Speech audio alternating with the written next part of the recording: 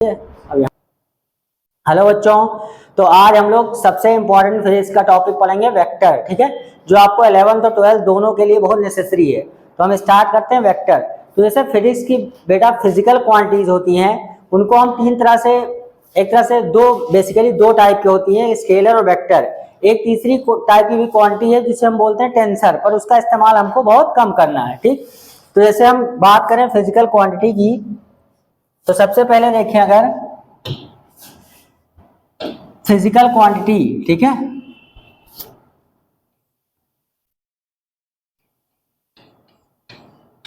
Physical quantity जो होगी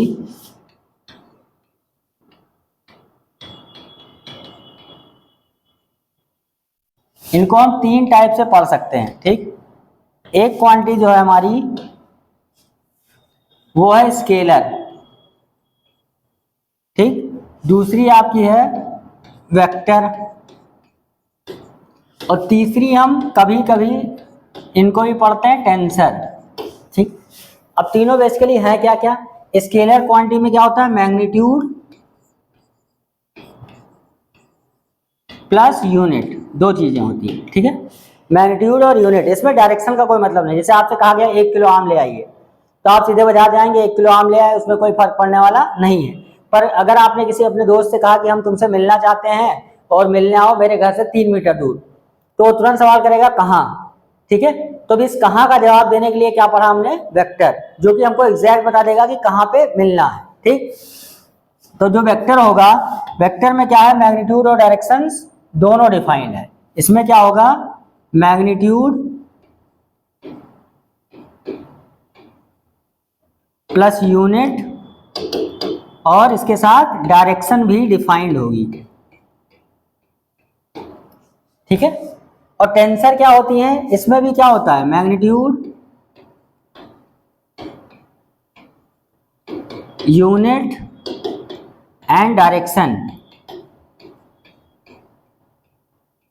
ठीक है, पर इसमें क्या होता है, वेक्टर लॉज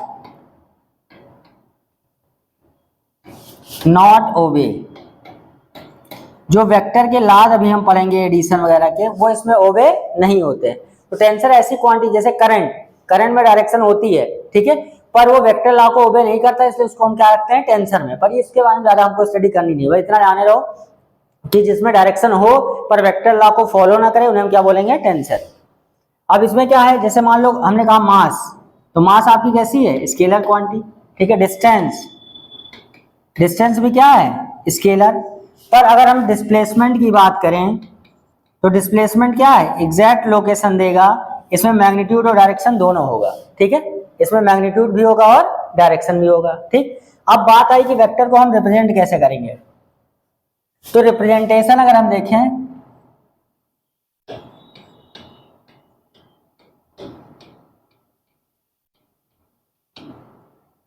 ठीक है, तो किसी को जैसे हमने लिखा ए, उसके ऊपर एरो, इसका मतलब क्या हुआ, वेक्टर ए। इसका मतलब क्या है, वेक्टर है। इसमें मैग्नीट्यूड और डायरेक्शन दोनों है, इसमें मैग्नीट्यूड और डायरेक्शन दोनों है।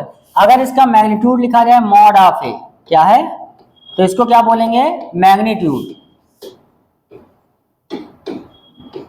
अब कहीं पे आपको वेक्टर ऐसे लिखा है, मॉड ऑफ ए लिखा रहे या फिर ए लिखा रहे, दोनों का मतलब आप क्या समझेंगे, वेक्टर का मैग्नीट्यूड है सिर्फ, और ये क्या है, आपका वेक्टर, पूरा वेक्टर रिप्रेजेंट कर रहा है। ठीक, अब इनको अगर हमें कहीं दिखाना है, तो इसको हम कैसे रिप्रेजेंट करते हैं, बाय एन एरो।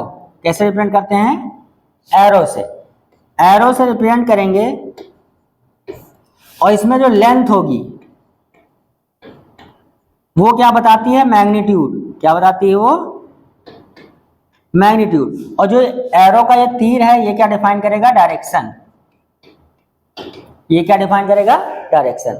अब अगर मान लीजिए कहीं पे एक ऐसे वेक्टर बना है और एक ऐसे वेक्टर बना है, तो आप समझ जाएंगे कौन सा वेक्टर बड़ा कौन सा छोटा है। इसकी लेंथ छोटी तो ये छोटा वेक्टर, ये बड़ा वेक्टर। ठीक है, डायरेक्शन दोनों की एक है, डायरेक्शन दोनों की क्या है, एक। ठीक, और जैसे आगे हम बढ़े, तो वेक्टर को दो तरीके से बेसिकली रिप्रेजेंट करते हैं। एक तो आपका पोलर फॉर्म है। ठीक है, तो पोलर फॉर्म में क्या होगा, जिसमें वेक्टर ए को एरो से रिप्रेजेंट किया गया, ठीक है। मैग्नीट्यूड एंड डायरेक्शन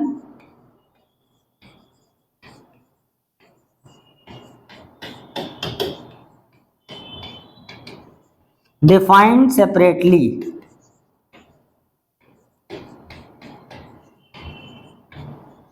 इसमें आपको साफ साफ दिखाई पड़ जाएगा कितना मैग्नीट्यूड है कितना डायरेक्शन है।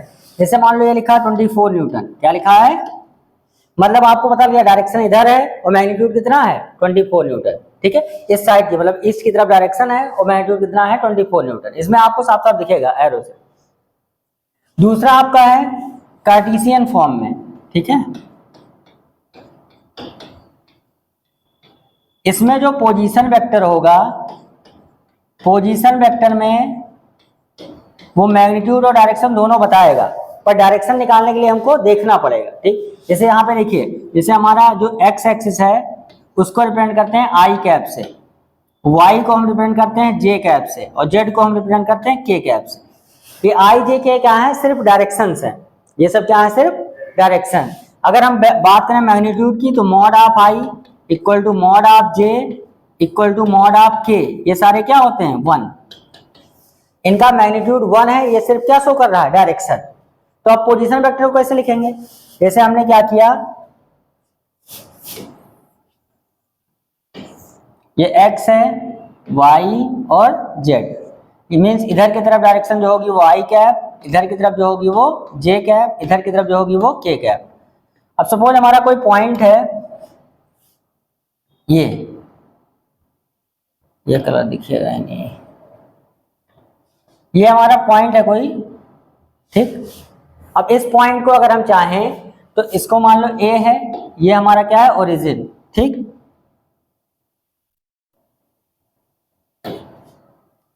अब देखिए इसका जो पोजीशन वेक्टर होगा वो कैसा होगा, ये OA यहाँ पे हमारा क्या है पोजीशन वेक्टर, जो OA है वो क्या है हमारा पोजीशन वेक्टर। अब इसको लिखेंगे, देखो x पे कितना है, ये इसका कोऑर्डिनेट मान लो क्या है a, b, c, कोऑर्डिनेट क्या है इसका a, b, c। अब देखिए इसका पोजीशन वेक्टर अगर हम तो कैसे लिखेंगे, इसको हम लिखेंगे a i cap plus b j cap plus c k cap, ये हमारा वेक्टर रिप्रेजेंट कर रहा है, ये क्या है हमारा पोजीशन वेक्टर। अब इसका मैग्नीट्यूड कैसे निकलेगा,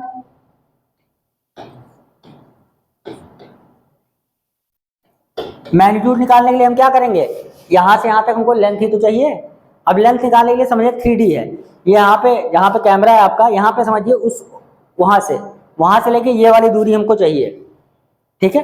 अब ये वाली दूरी निकालने के लिए तो हमको बेस चाहिए, तो बेस अगर एक्स वाई प्लेन का बेस है तो जैसे मान लीजिए ये एक्स है और ये वाई है, अगर ये चीज निकालना तो ये क्या होगा, पाइथागोरस से सीधे √x² प्लस y², और ऊपर से ये हाइट जो z है वो क्या बता रही है, हाइट, हमारा पॉइंट यहाँ कहीं है, ऐसे ये निकालना है हमको, तो एक तो ये चीज चाहिए, ये क्या बताएगा z, ठीक। तो हमारा क्या आ जाएगा, इसको अगर निकालेंगे तो क्या आएगा, mod of OA position vector जो है वो आ जाएगा √a² plus b² plus c², ठीक। बिल्कुल बेसिक से आपको बता रहा हूं,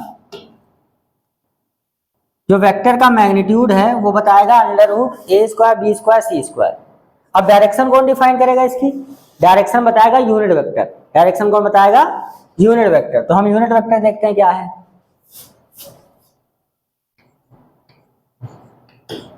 यूनिट वेक्टर ये क्या होता है, the vector whose magnitude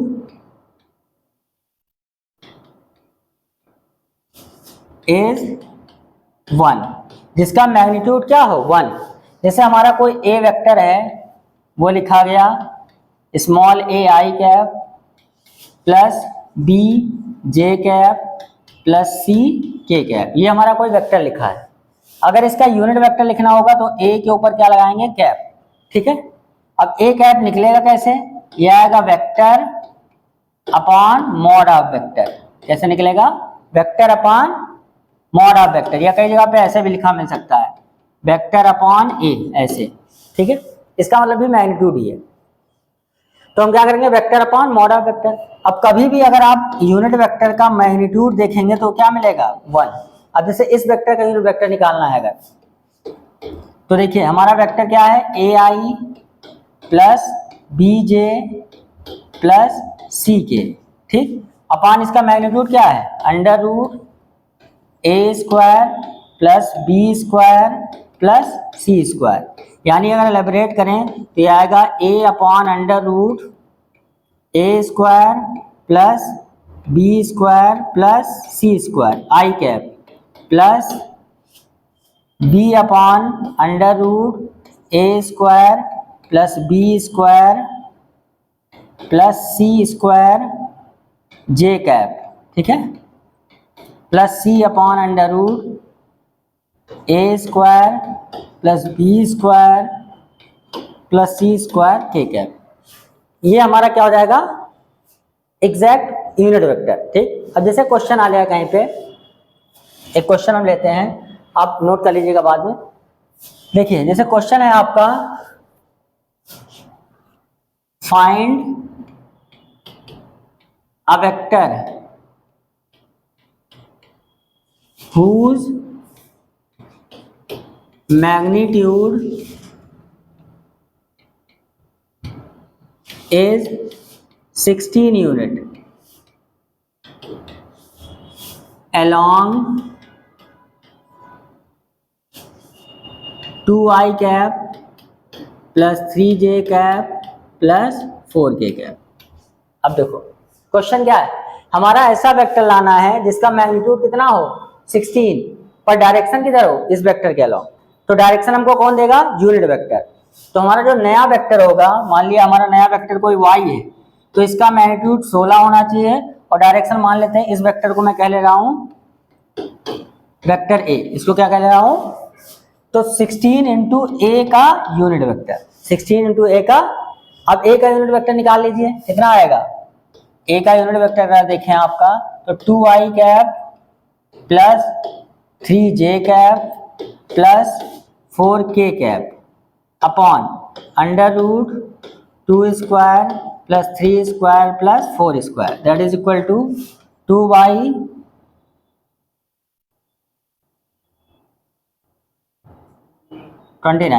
under root 29 I cap plus 3 by under root 29 J cap plus 4 by under root 29 K cap. ये हमारा हो गया यूनिट वेक्टर, ठीक है। अब इसके डायरेक्शन हम यहाँ पे रख देंगे, तो जो y हमारा नया वेक्टर है वो मिल जाएगा 16 multiplied by 2i cap by under root 29 plus 3j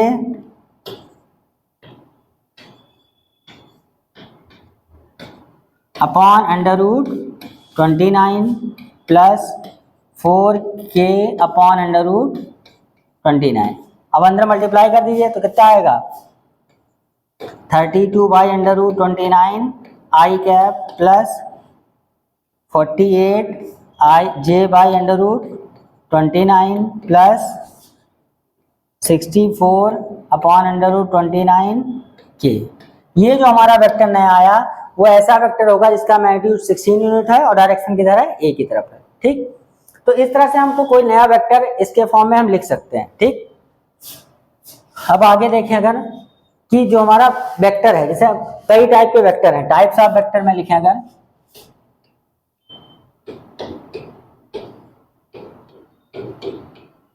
तो पहला अगर हम देखें नल वेक्टर, नल वेक्टर या इसी को कहते हैं हम जीरो वेक्टर।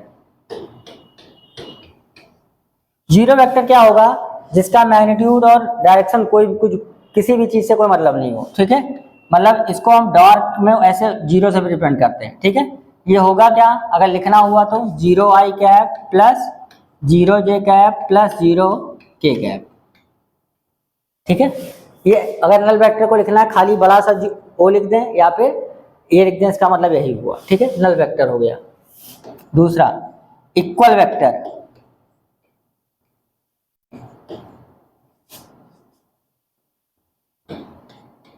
इक्वल वेक्टर क्या होगा, जब किसी वेक्टर का having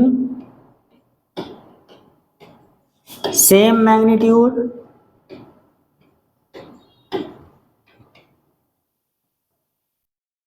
and same direction.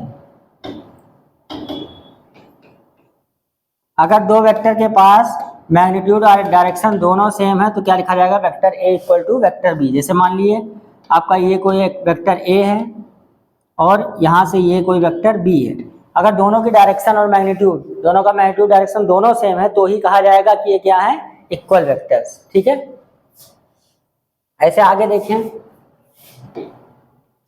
Collinear vector.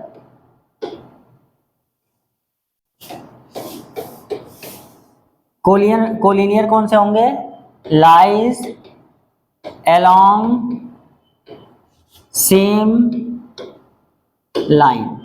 ठीक, जैसे मान लो ये हमारी कोई लाइन है, ठीक, इसी पे हमारा कोई वेक्टर ए भी लाई करे, बी भी लाई करे,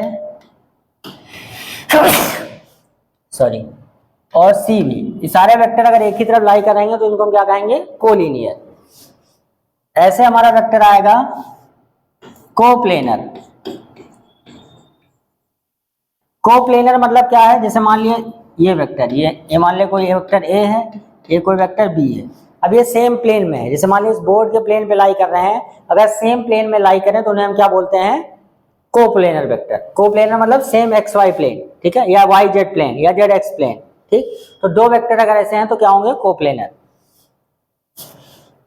अब हम बात करें कि वेक्टर को हमने देख लिया रिप्रेजेंट कैसे करते हैं, एरो से। ठीक, अब हम इनके एडिशन सब्ट्रैक्शन की बात करें। ठीक है, तो वेक्टर एडिशन कैसे करते हैं, तो पहला है वेक्टर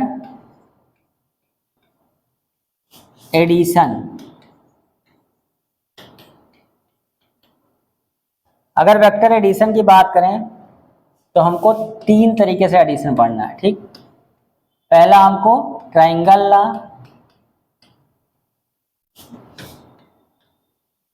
ऑफ एडिशन,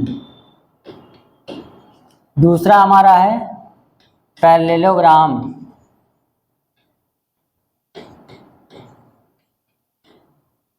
और तीसरा हमारा है पॉलीगन। ठीक है, तो पहले हम इनको डायग्राम से समझते हैं कि कैसे ट्रायंगल ला अप्लाई करते हैं, कैसे पैरेललोग्राम ला। सबसे पहला अगर हम देखते हैं ट्रायंगल ला, ठीक है,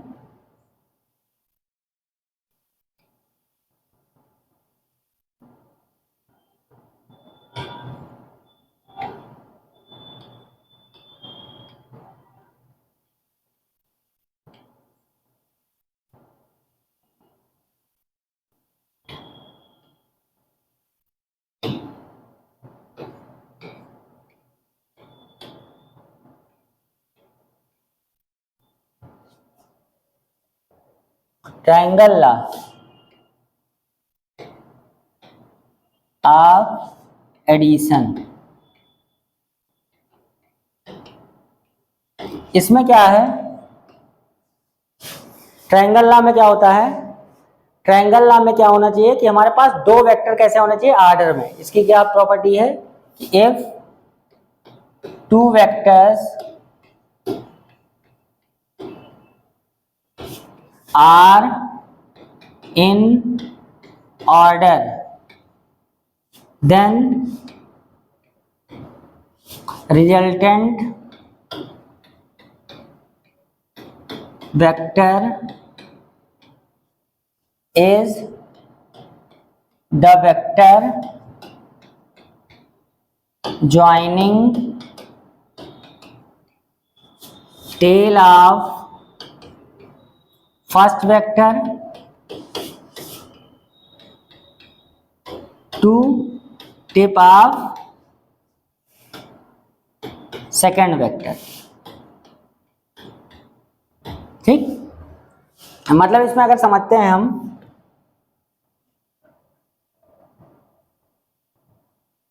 सपोज हमारा एक वेक्टर ऐसा है, ये हमारा कोई वेक्टर ए है, ठीक है, कौन सा कलर है यार, देखिए,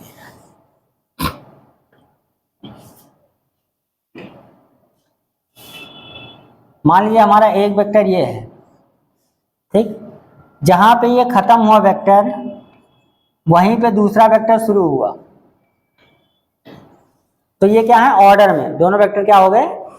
तो हमारा रिजल्टेंट वेक्टर जो आएगा पहले वाली की टेल से आखिरी वाले के टिप को जो ज्वाइन करेगा वही वेक्टर हमारा क्या कहलाएगा, रिजल्टेंट वेक्टर।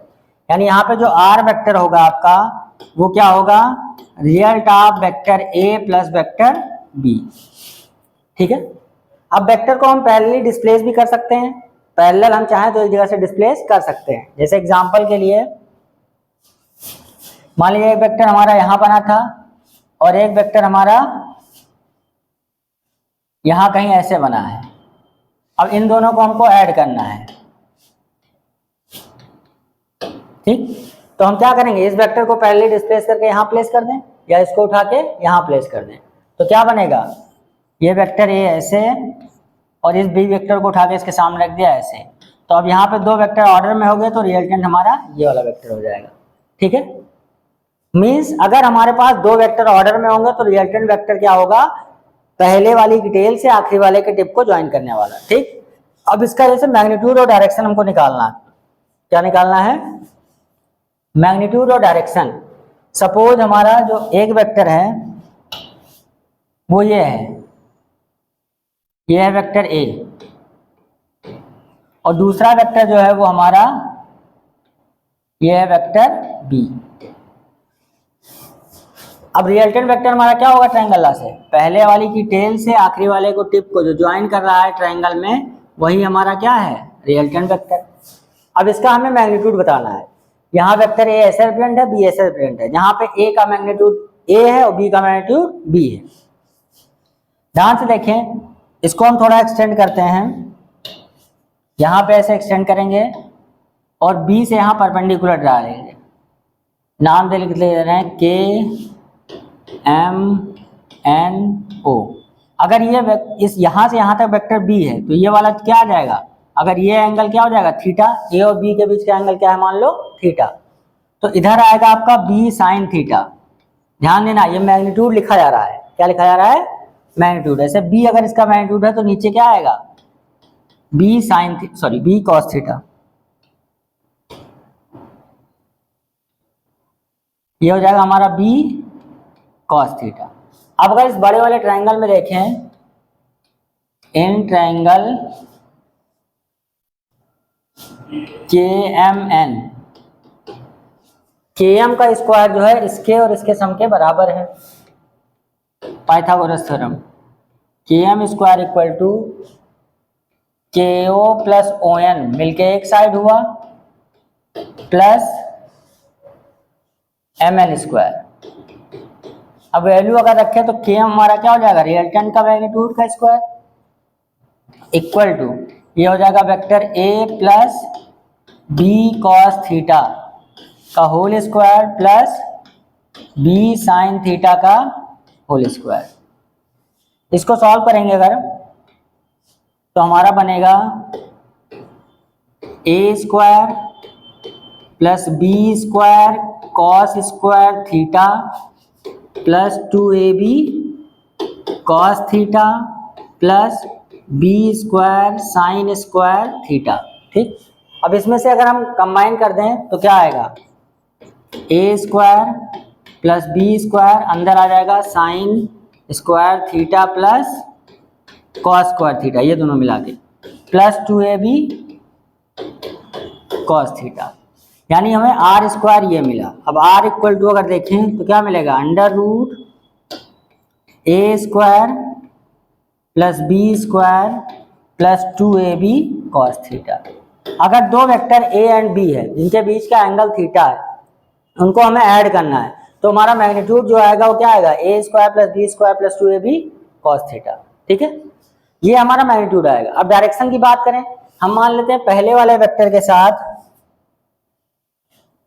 जो ये एंगल बना रहा है वो क्या है, अल्फा। पहले वाले वेक्टर के साथ जो एंगल बन रहा है वो क्या है, अल्फा है। तो हम अगर निकालें tan अल्फा, क्या निकालें, tan अल्फा अगर देखें तो ये परपेंडिकुलर हमारा क्या है, बी साइन थीटा अपॉन ए प्लस बी कॉस थीटा। यानी डायरेक्शन हमको अल्फा बता देगा ये कि ए वाले वेक्टर के साथ कितने पे है, और हमारा जो मैग्नीट्यूड है वो हमारा इससे निकल आएगा। ये हमारा क्या है, ट्राइंगल लॉ ऑफ एडिशन, ठीक है, उसका रिजल्टेंट ये आएगा। अब यहाँ पे थोड़ा रिजल्ट और कंक्लूड करें। अगर मान लिया हमारे पास दो वेक्टर हों और दोनों एक ही डायरेक्शन में हों, वेक्टर ए और वेक्टर बी, मतलब कि पहला केस है जब थीटा क्या हो, जीरो। थीटा अगर जीरो है तो हमारा रिजल्टेंट क्या आएगा, under root A square plus B square plus 2ab cos zero. Cos zero is 1, तो ये आएगा A square plus B square plus 2ab, यानी इसको हम लिख सकते हैं ए प्लस बी का होल स्क्वायर। यानी बाहर लाके मैग्नीट्यूड हमारा सीधे क्या हो गया, ए प्लस बी। इसी वजह से अगर दो वेक्टर हमारे सेम डायरेक्शन में है तो हम उनको डायरेक्टली क्या कर लेते हैं, सम, ठीक है। ऐसे दूसरा मान लो है, अगर हमारा थीटा कितना हो, 180 डिग्री। अब एक वेक्टर हमारा ए इधर हो कोई, और हमारा बी वेक्टर बी इधर हो, ये एंगल कितना हो, 180 डिग्री, मतलब अपोजिट है, ठीक है। तो हमारा क्या आएगा उस केस में, आर इक्वल टू सीधे हमारा क्या निकलेगा, ए माइनस बी। यानी अपोजिट वेक्टर को हम डायरेक्टली मैग्नीट्यूड सेपरेट कर लेंगे और एक सेम डायरेक्शन में होंगे तो मैग्नीट्यूड डायरेक्टली ऐड कर लेंगे। यहाँ पे जिधर वेक्टर का मैग्नीट्यूड ज्यादा होगा डायरेक्शन उधर आएगी, इसमें तो डायरेक्शन पहले से ही पता है। सेकंड अगर हम बात करें पैरेललोग्राम लॉ,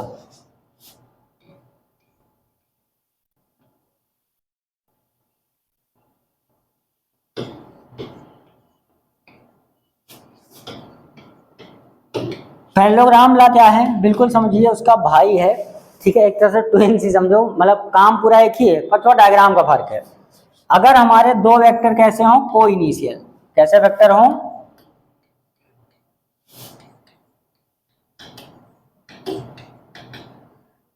मान लिया हमारा वेक्टर ये ए है, ये हमारा क्या है, वेक्टर बी है, तो जो रिजल्टेंट वेक्टर होगा वो इन ऐसे उस पैरेललोग्राम के डायगोनल के अलॉन्ग होगा जिनको इन दोनों को एडजेसेंट साइड मान के बनाया गया हो। हम क्या करेंगे, तुरंत एक पैरेललोग्राम फॉर्म करेंगे, इन दोनों को एज ए एडजेसेंट साइड, तो इसके पैरेललोग्राम जाना है तो एक इसके पैरेलल लाइन हमने ड्रा किया, ये हमारा ए है, तो ये भी क्या हो जाएगा, मैग्नीट्यूड ए तो होगा। और अब देखिए फिर हमने क्या किया, यहां से क्या ड्रा कर दिया, बी हो गया। अब इन दोनों को एडजेसेंट साइड लेके जो डायगोनल होगा यही हमारा क्या होगा, आर, ठीक है। अगर कुछ कुछ ध्यान से सोचो, अगर हमारे पास दो वेक्टर ऐसे होते हैं, एक ये और एक ये, अगर इसको हम पैरेलली डिस्प्लेस करके यहां रखें, अगर बी को पैरेलली डिस्प्लेस करके हम यहां रखें तो क्या बनेगा, वेक्टर बी हमारा ऐसे जाके यहां रुकेगा।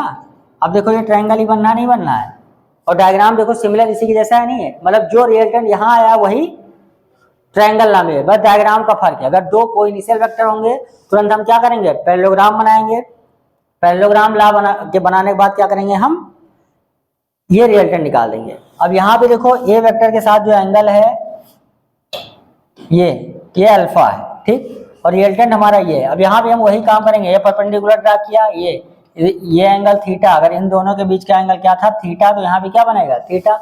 बी सिमिलरली क्या आ जाएगा, बी साइन थीटा, और ये क्या आ जाएगा, बी कॉस थीटा। तो आपका मोस्ट प्रोबेबली फिर रिजल्टेंट क्या मिलेगा, वही मिलेगा ना। पैरेललोग्राम में फिर सिर्फ डायग्राम का फर्क है, बाकी रिजल्टेंट का मैग्नीट्यूड क्या आएगा, under root A square plus B square plus 2ab cos theta है, और जो tan अल्फा आएगा वो कितना आएगा, b sine theta upon a plus B cos theta, ठीक है। तो ये रिजल्टेंट लिखने का तरीका है पैरेललोग्राम और ट्रायंगल लॉ, ठीक है। अब अगर हम इसके सवाल की बात करें, if two forces 8 Newton towards east and 6 Newton towards north on a body find resultant force. दो फोर्स है 6 न्यूटन और 8 न्यूटन, ठीक है। 8 न्यूटन टूवर्ड्स ईस्ट लग रहा है, 6 न्यूटन टूवर्ड्स नॉर्थ लग रहा है। अब हमको बताना है रिजल्टेंट। सपोज अगर हम ध्यान से देखें, ये हमारा क्या हो गया, नॉर्थ, ये साउथ, ये ईस्ट और ये वेस्ट हुआ।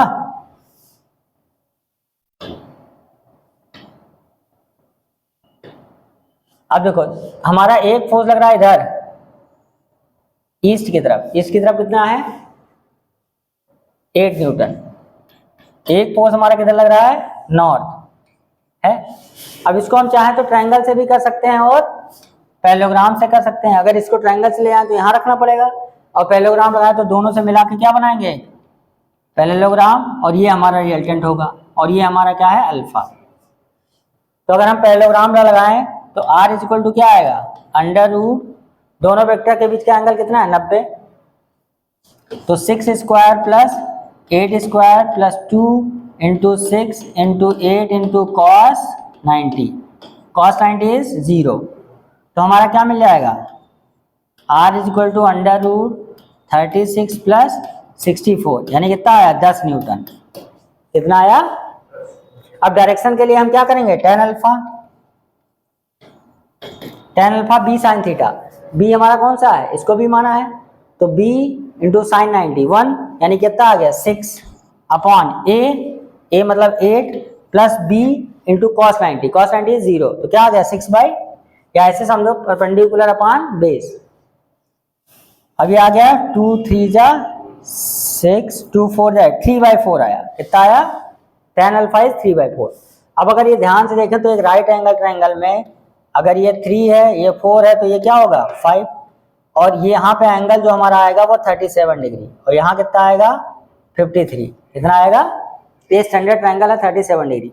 अब 3/4 आया तो अल्फा कितना होगा 37, अल्फा कितना हो जाएगा, अल्फा हमारा 37 होगा। अब इसको लिखेंगे कैसे, इसको लिखा जाएगा 10 Newton and 37 degree north of south, क्या लिखेंगे, जिससे एंगल होगा उससे आप क्या लिखा जाएगा 10 न्यूटन। आंसर लिखने के लिए मैं आगे लिख के बता रहा हूं, लिखेंगे 10 न्यूटन, ऐसे आया था ना, ये हमारा वेक्टर ये आया, ये एंगल आया 37 डिग्री और कितना आया 10 न्यूटन। इसको लिखेंगे कैसे, क्या लिखेंगे हम, 10 newton at 37 degree north of south, north of east, sorry east से एंगल बना रहा है ना,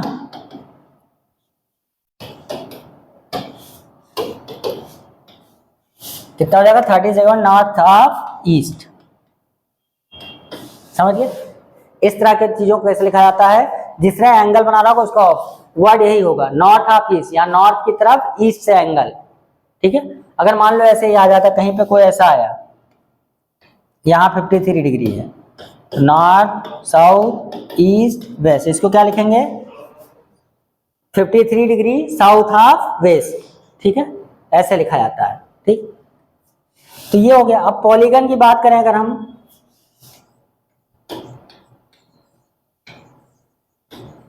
पॉलीगन ला, तो पॉलीगन ला में क्या देखना है, पॉलीगन में जैसे मान लिया एक वेक्टर हमारा ये है ए, एक ऐसे कोई आ गया वेक्टर बी, ऐसे कोई आ गया वेक्टर सी। अब इसका हमें एडिशन करना है, तो क्या करेंगे टिप-टेल रूल, पहले वाली की टेल से आखिरी वाले के टिप को ज्वाइन किया जाएगा, पहले वाले की टेल से आखिरी वाले को, यहाँ पे ये रिजल्टेंट वेक्टर क्या होगा आर। अगर इसका रिजल्टेंट सम की बात करें तो vector r is equal to क्या आएगा, vector A plus vector B plus vector C, ठीक है।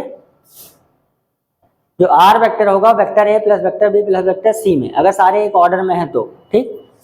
जैसे एग्जांपल के लिए दूसरा और लें, जैसे हमको इसको वेक्टर में रिप्रेजेंट करना है, ये हमारा वेक्टर ए है, ये हमारा वेक्टर बी है, ये हमारा वेक्टर सी है, ये हमारा वेक्टर डी है, ये हमारा वेक्टर ई, और ऐसे हमारा वेक्टर एफ। ठीक,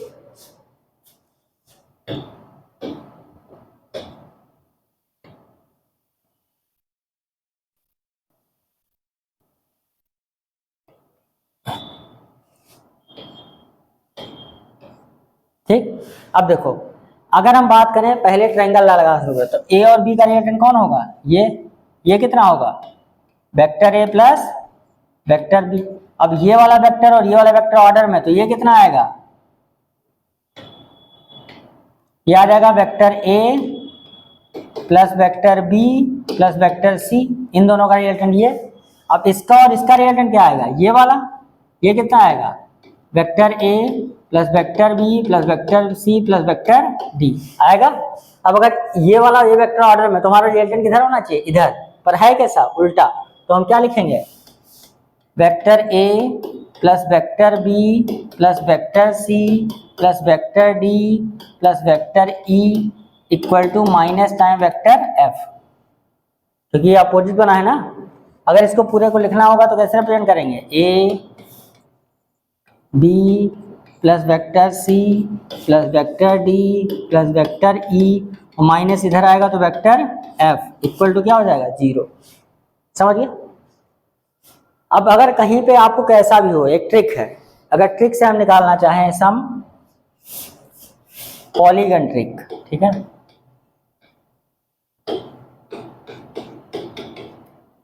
कैसा भी वेक्टर हो, जैसे एक वेक्टर हमने इधर बनाया ए, इधर बनाया बी, इधर बनाया सी, इधर बनाया डी, इधर बनाया ई, और फिर इधर बनाया एफ, ऐसे।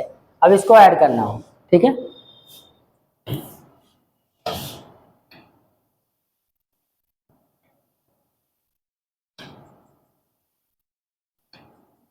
ऐसे सारे ऐसे बन रहे हैं, ठीक। और ये क्लोज डायग्राम है, तो हमको कुछ नहीं करना, हम कैसे चलना शुरू करेंगे, एंटी क्लॉकवाइज। कैसे चलना शुरू करेंगे, एंटी क्लॉकवाइज। और जो हमारे साथ चलेगा उसको प्लस, और जो अपोजिट चलेगा उसको इक्वल टू क्या रख देंगे, 0।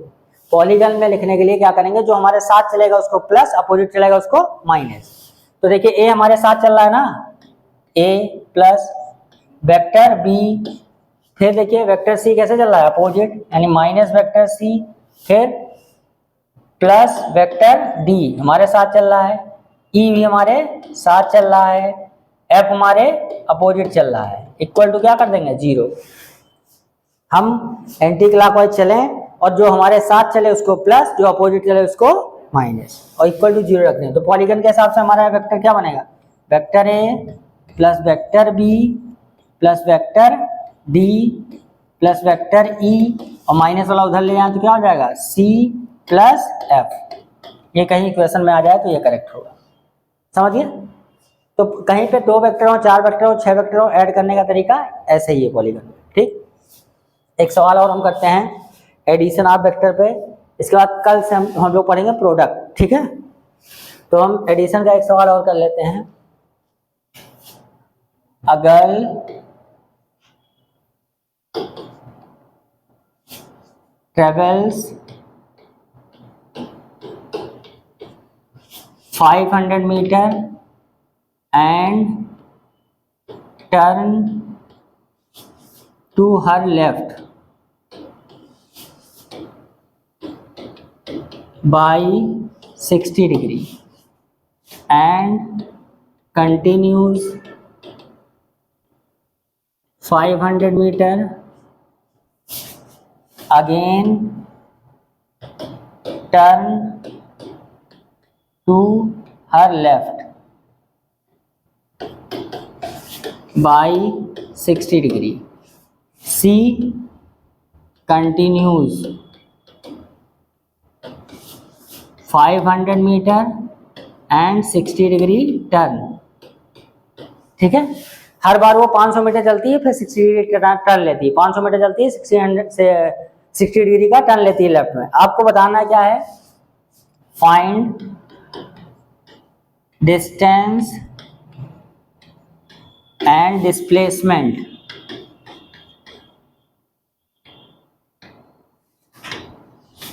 एट थर्ड,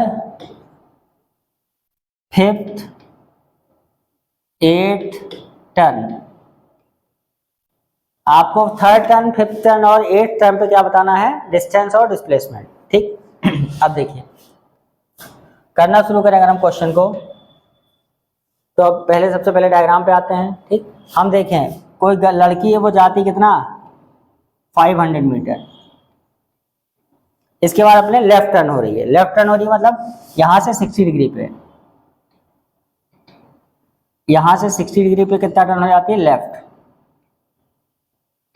कितना गई? फिर 500 मीटर। और फिर उसने क्या कर दिया? अपने डायरेक्शन से 60 डिग्री, तो इस वाले वेक्टर से फिर से कितना ले लिया? 60 डिग्री का टर्न, और फिर 500 मीटर गई। फिर इसके बाद उसने अगेन फिर से 500 टर्न लिया। कितने डिग्री पे? 60 डिग्री। कितना चली? 500 मीटर। ठीक इसके बाद उसने क्या किया? इसके बाद फिर से कितना लिया? 60 डिग्री टर्न। फिर से वही काम किया और कितना टर्न लिया? 60 डिग्री। अगर आप ध्यान से देखें तो ये बन जाएगा रेगुलर हेक्सागन। क्या बनेगा? ऐसे चलती रहेगी, नहीं चलती रहेगी। अब इसी पाथ पे क्या करेगी? वो कंटिन्यू करेगी। अब अगर ध्यान से देखें, ये हमारा पहला टर्न, ये हमारा दूसरा टर्न, ये तीसरा, ये चौथा, ये पांचवा, ये छठा, ये फिर से सातवां, और फिर वापस आके ये आठवां टर्न हुआ। इसे पहला टर्न, दूसरा टर्न, वापस आके फिर वही पाथ रिट्रेस करेगी ना। अब बात हो रही थर्ड टर्न। थर्ड टर्न मतलब हमको ये वाला डिस्प्लेसमेंट चाहिए। कौन सा? ये है डिस्प्लेसमेंट। इनिशियल और फाइनल पोजीशन यही तो है। डिस्टेंस तो सीधे सम हो जाएगी। तो थर्ड टर्न की अगर बात करें, पहला वाला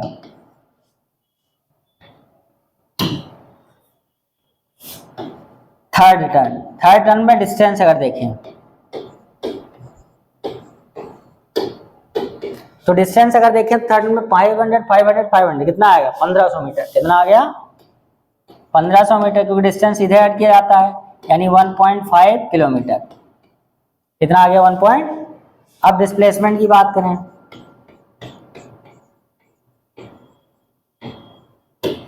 तो सबसे पहले हमको कौन सा निकालना पड़ेगा? हमको ये सम चाहिए ना, तो पहले इन दो वेक्टर का रिजल्टेंट निकालेंगे।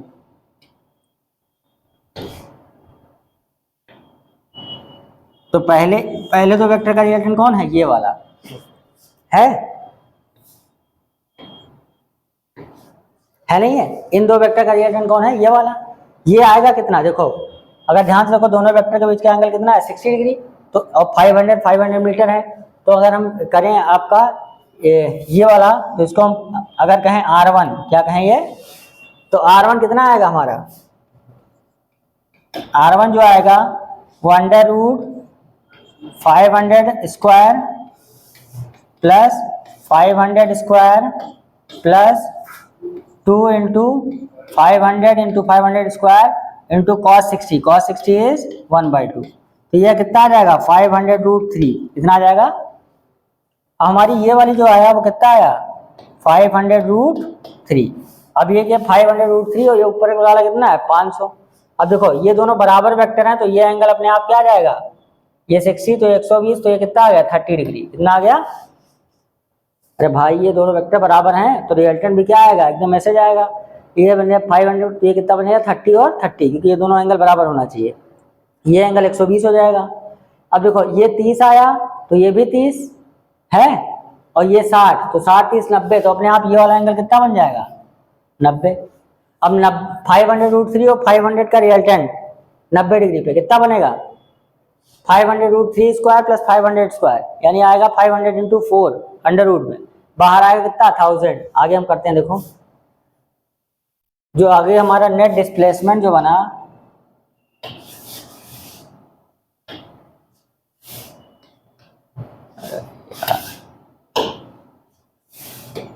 डिस्प्लेसमेंट अगर डिस्प्लेसमेंट की बात करें तो क्या बनेगा, अंडर रूट 500√3 का स्क्वायर प्लस 500 का स्क्वायर यानी कितना आ जाएगा, अंडर रूट 500 स्क्वायर कॉमन लो तो अंदर आ गया 3 + 1 दैट इज 4, बाहर निकालेंगे तो क्या आएगा 2 × 500 यानी कितना आएगा 1000 मीटर यानी 1 किलोमीटर। कितना आ गया,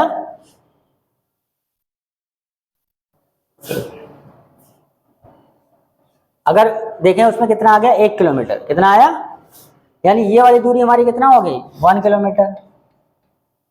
ठीक, अब देखो थर्ड टर्म की बात हो गई, अब किसकी बात होगी, ये वाले की, किसकी, ये फोर्थ हमको निकालना नहीं है तो कोई मतलब ही नहीं। तो थर्ड टर्म तो हो ही गया, एक थर्ड टर्म का डिस्टेंस और डिस्प्लेसमेंट आ गया हमारा। अब देखो एट्थ टर्न हमारा कहाँ पे है, सॉरी फिफ्थ टर्न की बात करें, फिफ्थ टर्न यहाँ है तो डिस्प्लेसमेंट तो यही हो जाएगा डायरेक्ट ना 500 मीटर, और फिफ्थ टर्न पे डिस्टेंस कितना हो जाएगा 5 5 5 5 बार यानी 2.5 किलोमीटर, क्या हो जाएगा। एट्थ टर्म की बात करें तो डिस्प्लेसमेंट यहाँ पे यानी कितना आ गया 500√3 और वो कितना हो जाएगा 4 किलोमीटर, आपको सीधे करना उसमें कोई दिक्कत नहीं, समझ गए। तो आज यहीं पे छोड़ते हैं, ठीक है, नेक्स्ट टर्न पे हम लोग पढ़ेंगे वेक्टर का प्रोडक्ट, ठीक है, फिर प्रोडक्ट के बाद इनके एप्लीकेशंस करेंगे, ठीक है। तो आज के लिए इतना ही, धन्यवाद।